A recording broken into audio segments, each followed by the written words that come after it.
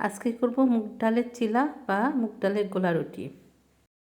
প্রথমে মুগ ডাল পানি দিয়ে 2 ঘন্টা ভিজিয়ে রাখতে হবে।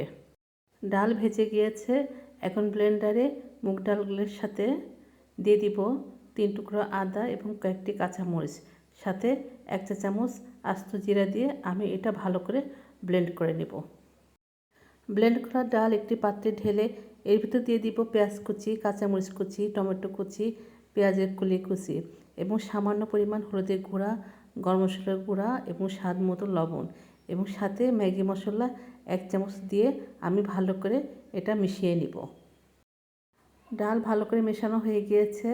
এখন ফ্রাই প্যানে সামান্য তেল ব্রাশ করে নিয়েছি এবং 1 চামচ করে আমি ডাল দিয়ে এটা ভালো করে গোল করে আমি রুটির মতো করে নিয়েছি এবং সামান্য পরিমাণ সরিষার তেল উপরে দিয়ে এবং সাইড দিয়ে আমি দিয়ে দিয়েছি। আমি 2 পিঠ ভালো করে ভেজে নিয়েছি। 2 পিঠ আমার সুন্দর করে ভাজা হয়ে গিয়েছে। তৈরি হয়ে গেল মুগ ডালের চিলা। এটা যে কোনো চাটনি, টমেটো সস দিয়ে খেতে ভালো লাগে।